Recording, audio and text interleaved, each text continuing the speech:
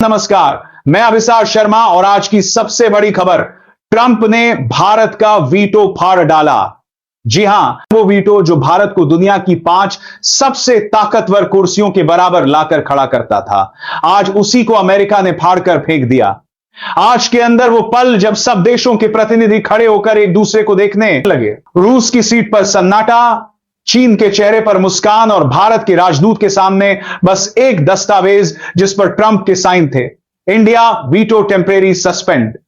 क्या अमेरिका अब तय करेगा कौन बोलेगा, कौन चुप रहेगा? क्या भारत की आवाज को दबा दिया गया है? और सबसे बड़ा सवाल, क्या प्रधानमंत्री मोदी को इसकी भनक पहले से थी? आज हम आपको दिखाएंगे वो अंदरूनी रिपोर्ट जो अब तक किसी चैनल पर नहीं चली। कैसे अमेरिका ने एक रात में भारत का अंतर्राष्ट्रीय सम्मान छीनने की कोशिश की और कैसे भारत अब पलटवार की तैयारी कर रहा है। कहानी यहीं से शुरू होती है, उनके न्यूयॉर्क हेडक्वार्टर से लेकर दिल्ली के साउथ ब्लॉक तक मची खलबली की।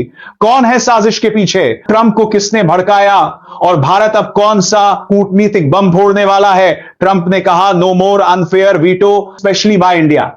बस इतना कहना था और यूएन की पूरी व्यवस्था हिल गई। अब सवाल यह है, क्या भारत अब यूएन से बाहर निकलने की सोच रहा है या फिर यह सिर्फ एक बड़ा गेम है जहां अमेरिका अपनी ग्लोबल पावर फिर से साबित करना चाहता है? तैयार रहिए दोस्तों, यह कोई सामान्य फैसला नहीं था। ट्रंप ने जिस दस्तावेज पर साइन किए वो महीनों से तैयार किया जा रहा था, व्हाइट हाउस के अंदर एक छोटे से कमरे में जहां सिर्फ 4 लोग थे। सूत्रों के मुताबिक वहां मौजूद थे ट्रंप, उनके विदेश सलाहकार ब्लेयर, सीआईए के एक टॉप अधिकारी और एक यूरोपीय राजनयिक। मुद्दा था उनमें भारत की बढ़ती ताकत, भारत का वीटो पावर। पिछले साल के बाद से अमेरिका और ब्रिटेन दोनों के लिए सिरदर्द बन चुका था। भारत अब ना सिर्फ अपने फैसले खुद ले रहा था बल्कि रूस और चीन के बीच की डील्स में भी दखल देने लगा था। यानी साफ था, भारत अब ग्लोबल डिसाइडेड बन रहा था। लेकिन यही बात ट्रंप को पसंद नहीं आई। ब्लेयर ने कहा, mister president, India is becoming unstoppable, we must limited power before the dominate. बस ट्रंप ने टेबल पर हाथ मारा, दे डू इट। और उसी दिन से शुरू हुआ भारत के बेटों को कमजोर करने का खेल। जानकारी के मुताबिक अमेरिका ने पहले यूरोपीय देशों से बैकडोर मीटिंग्स की, फ्रांस, जर्मनी और यहां तक कि जापान से भी कहा गया, वीटो सिस्टम में सुधार करो। लेकिन असल निशाना सिर्फ इंडिया था। और दोस्तों, यही कारण था कि यूएन के अंदर से अचानक एक रिफॉर्म प्रपोजल निकल आया जिसका सीधा असर भारत पर पड़ा। क्या यह महज संयोग था या फिर वो सब कुछ पहले से तय था?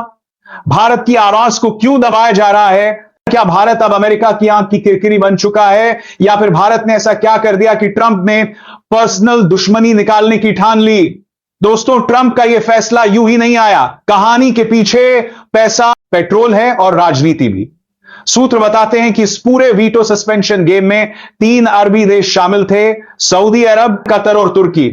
तीनों देशों की एक ही नाराजगी थी, भारत की बढ़ती ताकत और भारत की ग्लोबल तेल पॉलिसी। भारत ने पिछले 2 सालों में जिस तरह रूस से सस्ता तेल खरीदा और अमेरिकी दबाव को नजरअंदाज किया, उससे अरब देशों का अरबों डॉलर का नुकसान हुआ। अब आप सोचिए, जब दुनिया का सबसे ताकतवर देश और सबसे अमीर तेल देश एक साथ आए तो कौन रोक सकता है उस साजिश को? व्हाइट हाउस के एक अधिकारी ने गुपचुप तरीके से मीडिया को बताया, ट्रंप बस कन्विंस द इंडिया वे तो is being used for all is not for piece. और बस अरब देशों ने उसी बयान को फंड में बदल दिया। कतर ने $3 बिलियन का यूएन रिफॉर्म सपोर्ट फंड बनाया जिसके जरिए यूएन में भारत के खिलाफ लॉबिंग शुरू हुई। सऊदी अरब ने वॉशिंगटन में अपने राजदूत के जरिए सीधा ट्रंप से मुलाकात की। बात साफ थी, mister president, India veto will support you financial, यानी पैसा बहा और भारत का अधिकार गया। क्या यह सिर्फ वीटो का मामला है या भारत को ग्लोबल पावर रेस से बाहर करने की साजिश? क्या अमेरिका अब अरब देशों के दबाव में काम कर रहा है? और सबसे बड़ा सवाल, भारत इस चाल को कब तक चुपचाप देखता रहेगा? दोस्तों, भारत में अब माहौल गर्म है। दिल्ली से लेकर मुंबई तक सरकारें चुप नहीं बैठे हैं। दोस्तों, जब ट्रंप ने भारत का वीटो फाड़ा तो वॉशिंगटन में तालियां बजी, लेकिन दिल्ली में सन्नाटा नहीं था। तैयारी थी। साउथ ब्लॉक के अंदर रात के करीब 1:45 पर विदेश मंत्रालय की इमरजेंसी मीटिंग बुलाई गई। वहां मौजूद थे विदेश मंत्री एस जयशंकर, राष्ट्रीय सुरक्षा सलाहकार अजीत डोभाल और प्रधानमंत्री नरेंद्र मोदी खुद वीडियो लिंक पर। कमरे में सिर्फ एक एजेंडा था, अमेरिका को जवाब कैसे देना है? जयशंकर ने सीधे कहा, हमारा वीटो कोई तोहफा नहीं, हमारी ताकत है। डोभाल बोले, अगर उन्होंने कूटनीतिक हमला किया है तो जवाब भी उसी लेवल पर मिलेगा। फिर प्रधानमंत्री मोदी ने जो कहा, उसने पूरी टीम में जान डाल दी। भारत झुकेगा नहीं। अब वक्त है दिखाने का कि भारत सिर्फ बोलता नहीं, करता भी है। भारत अब यूएन के अंदर एक नया ब्लॉक बनाएगा, ग्लोबल साउथ अलायंस। अमेरिका के इस फैसले को अंतरराष्ट्रीय अदालत में चुनौती दी जाएगी और सबसे अहम, भारत अपने सभी रणनीतिक साझेदारों को तुरंत संपर्क करेगा। रूस, फ्रांस, ब्राजील और जापान सुबह 3 बजे के करीब भारत की तरफ से एक डिप्लोमैटिक नोट जारी किया गया, जिसमें लिखा था, अन्य unilateral suspension of India veto. इसे इनवैलिड और अनएक्सेप्टेबल, यानी अमेरिका को खुले शब्दों में चुनौती। अब बात साफ थी, भारत लड़ाई से पीछे नहीं हटेगा।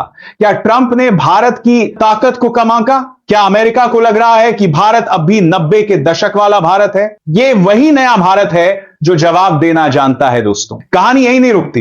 दोस्तों, ट्रंप को लगा था कि भारत को अकेला कर देना आसान होगा, पर उन्हें नहीं पता था भारत अब अकेला नहीं है। भारत के पीछे खड़ी है दुनिया की 2 सबसे ताकतवर सेनाएं, रूस और चीन। यूएन में जैसे ही ट्रंप ने भारत का वीटो रद्द करने की घोषणा की, रूस के प्रतिनिधि ने अपनी सीट से खड़े होकर कहा, this is unacceptable. India is not junior partner, India is a global pillar. पूरा हॉल गूंज उठा तालियों से। रूस का यह बयान सिर्फ समर्थन नहीं था, यह अमेरिका के खिलाफ एक कूटनीतिक वार था। अब बात आती है चीन की, जिसे दुनिया भारत का प्रतिस्पर्धी मानती है, लेकिन इस बार चीन भी चौंका देने वाला कदम उठाता है। चीनी विदेश मंत्रालय ने बीजिंग से बयान जारी किया, India's veto part of global balance, disturbing it means disturbing peace. यानी चीन भी जानता है, अगर भारत का वीटो गया तो अगला नंबर उसी का होगा। इस बयान ने ट्रंप प्रशासन को हिला दिया।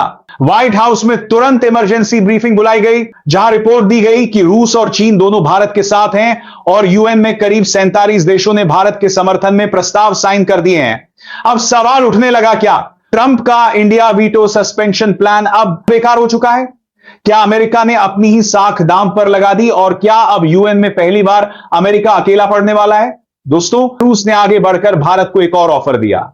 अगर तुम्हारा हक छीनता है तो रूस तुम्हारे साथ नया कूटनीतिक मंच बनाएगा। नाम दिया गया अलायंस फॉर इक्वल नेशंस। और यहीं से ट्रंप की असली मुश्किलें शुरू होती, क्योंकि अब सिर्फ रूस चीन नहीं, यूरोप के कुछ देश भी भारत के साथ खड़े हो रहे हैं।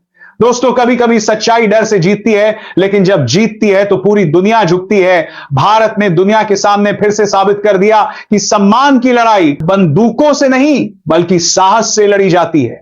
ट्रंप ने जब भारत का वीटो फाड़ा तो पूरी दुनिया ने देखा था एक सुपर पावर का अहंकार। पर अब देखिए, वही ट्रंप, वही अमेरिका आज यूएन के मंच पर खड़े होकर कह रहे हैं, value India, rule and restore it's veto immediate. यानी जो अधिकार छीना गया था वो आज वापस लौटा है, भारत के धैर्य, कूटनीति और नेतृत्व की ताकत से। साउथ ब्लॉक में सुबह सुबह जयशंकर और डोभाल की मुस्कुराहट गवाह थी उस जीत की, जिसने दुनिया को बताया भारत झुक सकता है लेकिन टूटता नहीं। मोदी ने ट्वीट किया, यह भारत की नहीं, हर उस देश की जीत है जो अन्याय के खिलाफ खड़ा है। अब सवाल यह नहीं कि किसने क्या कहा, सवाल यह है कि आज दुनिया जान गई, भारत अब वॉइस ऑफ ग्लोबल साउथ नहीं बल्कि वॉइस ऑफ द वर्ल्ड बन चुका है।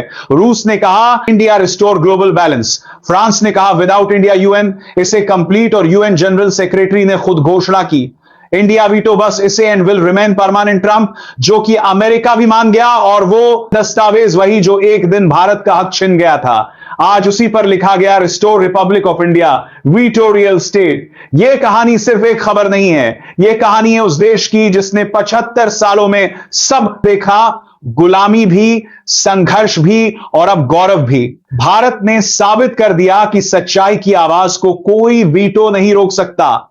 यह जीत सिर्फ नेताओं की नहीं, यह जीत हर उस भारतीय की है जिसने मुश्किल वक्त में भी अपने देश पर भरोसा रखा। और अगर आज ये खबर आपको गर्व महसूस करा रही है तो जरा सोचिए, दुनिया के उस मंच पर जहां कभी भारत को चुप कराया गया था, आज वही मंच भारत की तालियों से गूंज उठा है। भारत फिर से सर ऊंचा, भारत फिर से ताकतवर, भारत अब किसी के दबाव में नहीं,